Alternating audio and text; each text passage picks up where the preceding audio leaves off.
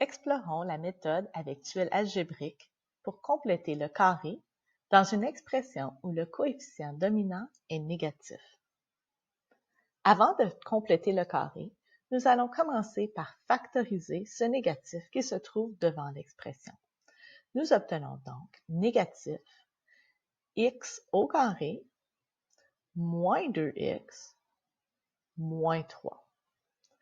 Nous allons donc représenter cette partie-ci, entre parenthèses, à l'aide de nos tuiles algébriques. Et nous allons compléter le carré seulement pour cette section. À la fin, nous allons distribuer le signe négatif. Commençons par représenter à l'aide de nos tuiles algébriques. Nous avons x au carré, que nous pouvons représenter ici. Ensuite, nous avons négatif 2x. Ça veut dire que nous avons deux tuiles rouges qui représentent x. Donc, on en place une à l'horizontale et on place l'autre à la verticale. Nous avons maintenant représenté x au carré moins 2x. Nous devons également ajouter notre négatif 3. Ça veut dire 3 tuiles unitaires rouges. Remarque que l'expression ici, représentée par les tuiles algébriques, est x au carré moins 2x moins 3. Procédons maintenant pour compléter le carré. Lorsqu'on regarde cette expression, on désire compléter ce grand carré. Nous allons garder nos tuiles ici à côté. Donc, imagine qu'on complète ce carré. Qu'est-ce qu'il y aurait ici? Rappelle-toi que la représentation ici représente x et nous avons moins 1 et de ce côté, nous avons x moins 1.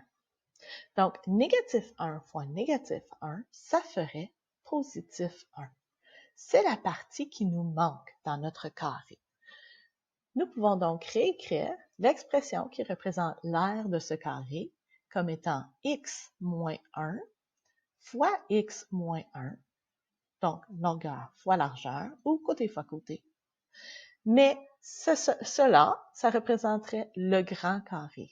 Mais nous, il nous manque cette section. Qu'est-ce qu'il nous manque? Il nous manque 1. Donc, l'aire représentée par toute cette grande section est donc de x moins 1 au carré, dont on enlève 1. Et à cela, on doit rajouter nos 3 tuiles initiales qui représentaient négatif 3. Donc, on rajoute notre négatif 3. En simplifiant cette section, on obtient x moins 1 au carré moins 4. On rassemble les termes semblables. Retournons donc à notre expression originale. Tu vois que cette section, ici, est représentée par cette section ici. Ces deux expressions sont équivalentes. Nous allons maintenant distribuer le négatif. Donc, nous avons négatif et notre expression originale était de x moins 1 au carré moins 4. En distribuant le négatif, on obtient l'expression simplifiée négatif x moins 1 au carré, négatif du négatif, ça fait plus 4.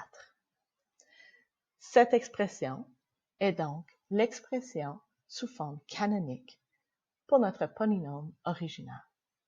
La forme canonique est utile car elle nous permet de déterminer le maximum ou le minimum d'une expression, ou, en d'autres mots, le sommet.